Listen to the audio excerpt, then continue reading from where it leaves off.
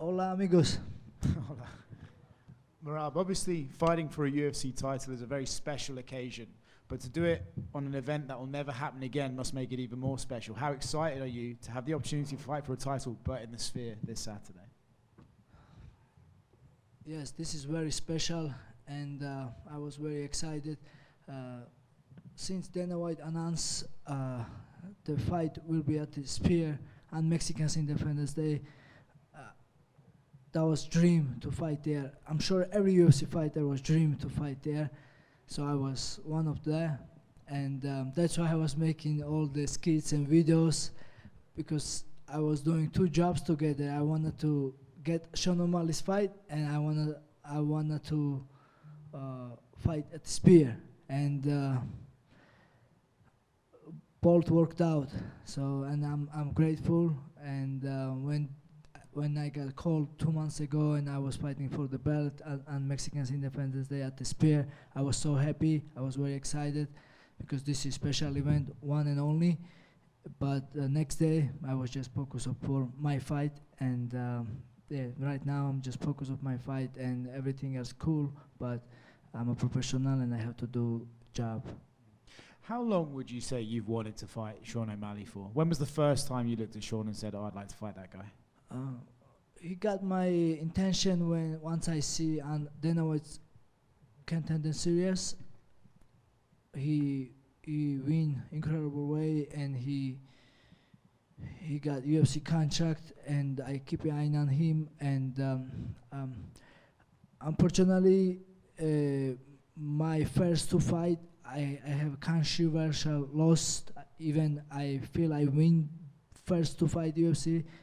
My record says I lost those fights, and of course, when coming from loss, you don't want to call somebody. But once I win my first fight, 2018, exactly this time, like it was September, so that was 6 years ago. I called Sean OMalley, and because I wanted to fight him. We both beat same opponent and the time, and I wanted to fight him. I think that time Sean OMalley was 1-0 or 2-0 UFC, and because I know at that time, because I have 2-1 record, and I thought he will accept. I was like, I had first two loss in UFC, and I was 7-4, 7-3, no, yes, 8-3, 8-4, something like that.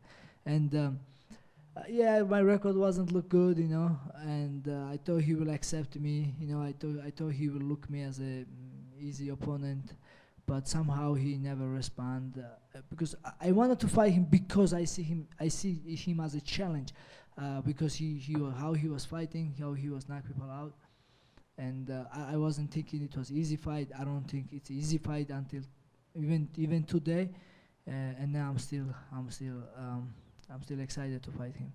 You say that you don't think it's going to be an easy fight, right? But if you're able to use your grappling and he's unable to stop you from taking him down, it would seem on paper that you should have an easy route to victory here. Do you think you have to mentally prepare for a very back and forth fight, or do you see a path to victory that could actually be easy for you? You're right. If you look that way, stylistically, it's easy for me because my cardio should work against him, but same time we see what happened. I mean, we see what he can do. He can throw something big, and he can make you charge, and he can make you. So it's a challenge. Yeah, I can dominate, but he can throw one punch and he can change everything. So it's like every fight like this. I don't look any fights in UFC easy. Because there is no easy fights here.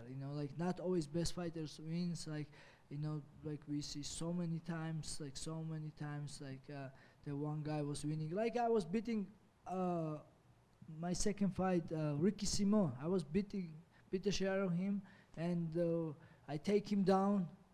And he tried to choke me, and I wasn't tap out. And I made the bell, So what I'm saying, I make a little mistake last minute, and that's why I keep that's why I lose controversial. That was whatever. So, and like so many times we saw the one guy winning, then the guy come back and the knockout. So what I mean is, I have to be smart all 5 rounds with OMalley. Has the UFC asked you to maybe think really carefully about what you're posting on social media this week, just a few days before the fight? If UFC what? Have they asked you to be a bit careful about what you're posting to social media, No. maybe not reveal too much this week? No, UFC never ever control what I have to say or what I can post in social media. I'm grateful for UFC and thank you so much. But yeah, I always post, and I don't know, like I post because I don't have like somebody to advise me. Yeah, I have friend who help me with like taking videos, editing, but I make decision what I post, and this is me, this is me what I post, and I wish I have somebody to tell me, Merab, post this, don't post this, and when I see Dana White's reaction, I was thinking, oh, maybe I did something stupid, but that's who I am, that's I used to do all the time. Even when I break ice with my head, I post it because that's who I am. I don't hide nothing. I'm a normal guy, and I always will be the normal guy. Right here. Sean was in here, and I asked him if it was personal at all between you, considering, we saw you on the countdown. You were watching his fight against Cheeto, and you said, oh, fuck this guy. And Sean OMalley said you had a very punchable face. He said it might be a little personal, but you guys have also been thinking about each other for so long that you've just been on each other's mind for so long. So I'll ask you, is it personal with Sean, or is it just a matter of, getting the belt and beating the guy you think is a tough challenge? No, it's not personal. This is professional fight. This is for UFC belt. This is for legacy. And yes, I was mad about him like a couple times. I was very mad when he mentioned my country disrespectful way, and because my country, it's more than religion for me, and I have my country here, and that's why I start fighting, because I want to represent my country, and this is healthy competition. That's what we do, right? And then when somebody, doesn't matter who, disrespects your family or your country, you have to be mad. If you are man, you have to be mad. And I wanted to smack his face that time, but now I have even more important thing to beat him on Saturday night and grab his belt, take his belt, and I can talk after the fight. Maybe I can forgive him, or we just can just talk. I'm gonna keep it that way. I wanna just win and show him. He has to be humble and he has to respect everybody, yeah, I don't want to like now, like today, how I feel. It's nothing personal. It's just professional. We saw the videos of when Ilya won. He went back to Georgia with the belt and the crowds when he was in the car and they were chasing him and waving. Have you envisioned that for yourself, bringing the belt back home? Of course. Last couple times I went Georgia, I had a beautiful experience of the airport always packed, the people, they waited for me, everybody show me love, and every time I fight here in US, my country staying up all night, or they wake up very early watching everywhere. All Georgians knows me and they give me so much support. I cannot even imagine how happy my country will be if I win the belt, and it will be second belt for my country. And actually, last couple times, I try to go in Georgia, like don't tell nobody, because I cannot do my things. I cannot even see my family because I got stolen everywhere, wherever I go. So, of course, this time when I win the belt, of course, I'm going Georgia and I'm celebrating with my people. And of course, we're gonna come outside in street, and it's gonna be crazy. You guys will see like how crazy it will be. And yeah, I just wanna enjoy with my people, and I wanna also visit couple countries and bring the belt, and I wanna show them.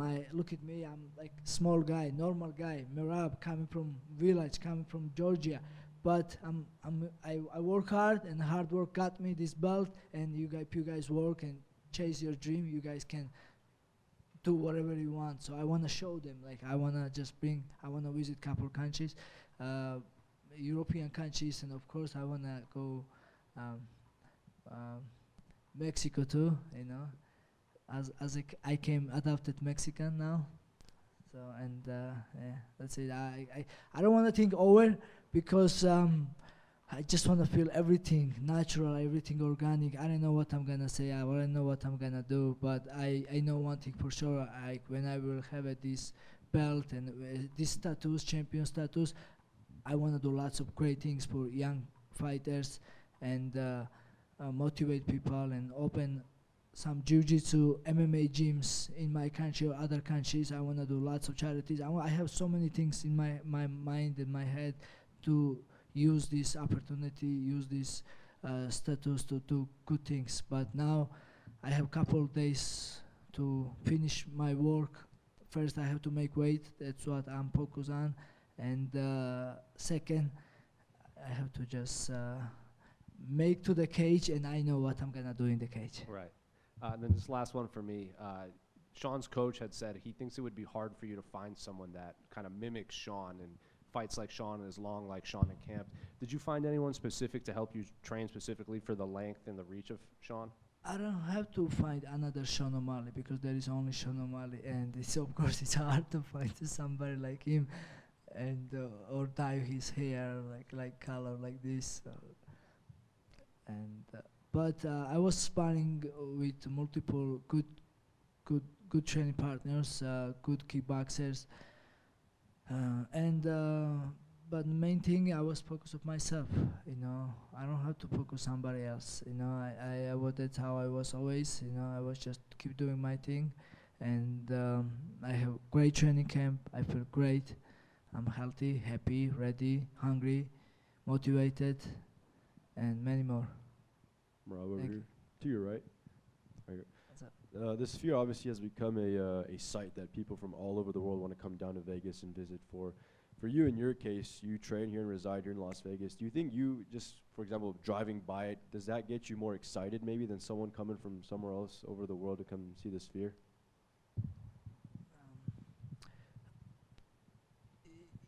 It definitely makes easier to fight here in Vegas. Even last time I was fighting in Anaheim, I just drove here, because I don't apply the security line and take 2 bags only with you.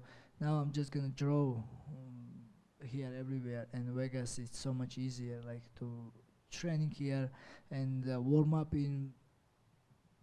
at Syndicate. That's where I training. Morning I'm gonna do shakeout there, and then I can go home, eat lunch, and then go to the fight. It will be like normal day for me.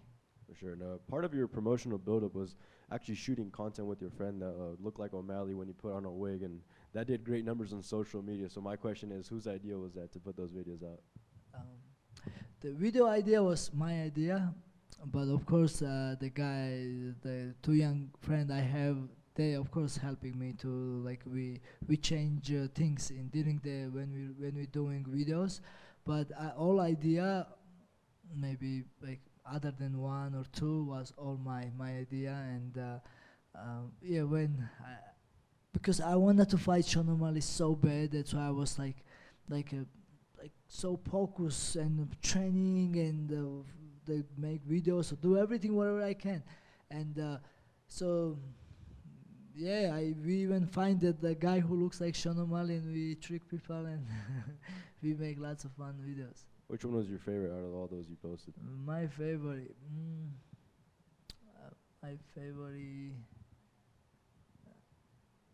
maybe me as a firefighter. When Sean was smoking, I just go in, he was smoking, the smoke coming out, and I open the door, and what are you doing, bro? We have a fight. You gotta go 5 rounds. I don't finish people. I need your cardio. Sure. And last one for me, have you worked on your Spanish since embracing the Mexican crowd in Anaheim? See. Just see, or? See, what do you want? You want me tell you puto? Thanks, Merab. Merab back here. Merab, OMalley said he's more Mexican because he has a Mexican family. For the record, on Mexican Independence Day, are you saying you are more Mexican than Sean? Brother, yes, he has Mexican family, but I represent Mexico, you know. And I spent some time in Mexico, training camp. I was in Tijuana eating tacos, training there, and I have Mexican friends, and I mean, I love Mexico and Mexican people, and so if he do same, that's good for him. And I'm not sure who's more Mexican, but I will be happy to show good performance on Saturday and make Mexican people proud, and visit Mexico again, but now this time with the belt and as a champion. Will you be wearing the jacket you got from Sean OMalley at the press conference tomorrow? No, no. That's already. We are already. I mean, I'm not. That's okay. I mean, that's already passed. You know. He did stupid. I make fun of him. Now, let's do this professional way. You know. I'm here to handle business, and he can have his jacket. I just want his belt. I know you're focused on Saturday, but it looks like the winner of this fight would have to take on Umar Nurmagomedov. What do you think about that challenge in the future? Obviously, a lot of fans want to see who would prevail with the grappling with both of you guys. First, I have a top opponent, Sean OMalley, and I'm focused on him. And God willing, after I win against him, whoever UFC wants to me fight, I will fight him. You know, I never choose my next opponent. Always whoever UFC offer, I fight. And if Umar is my next opponent, that's fine. Me and my team, we will work, we will training, and we will, no problem. That fight, I think it's easy for me, and that fight, no problem for me. I will dominate him. You know, what excites me more? Davidson Figueiredo, because he is former champion.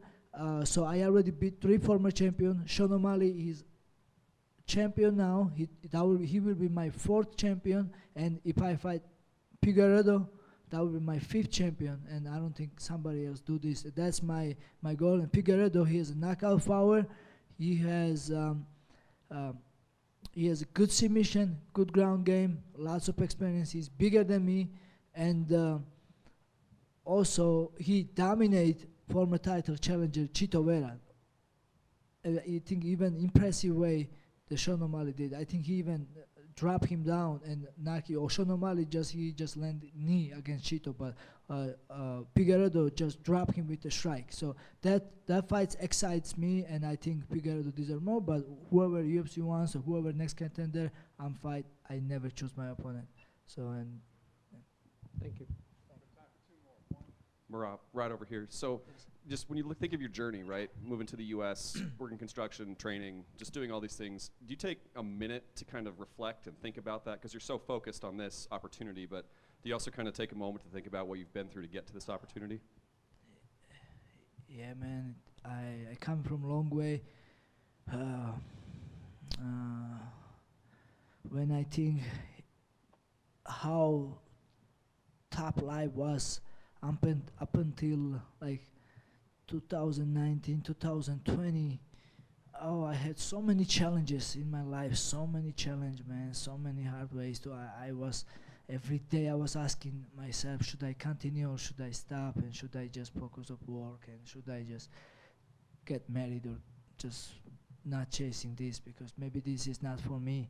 This is hard, and I still have to work full-time job, and I still have to training hard. It was so hard to bolt, and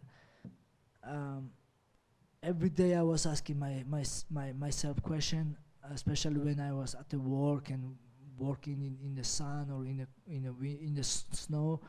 But when I was going home, and I was still going to practice, I was still working hard, and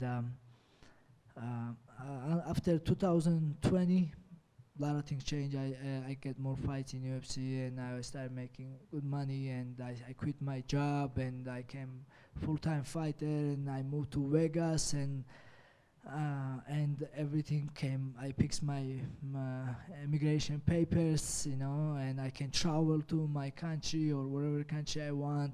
Now I am citizen and I can slap Sean OMalley's coach and nobody will deport me from US, and I'm happy about it. And man, a lot of things change and I'm happy and I'm grateful for UFC fighters because yeah, I can sleep my own house and support my family members, my friends, and inspire other people. And because of I think I'm an example. If I did, they can do it too. You know, just keep dreaming, and keep working for your dream, and everything is possible. Thanks, Merab. Thank you. Merabi, let me see. Garbajoba. Amarjova. Garbajoba. It's another one I have learning. Sadia Movinat Titzve Gatsnoba. ასევე სასეამოვნო თქვენი გაცნობა. Oh my God, so Good job. hard.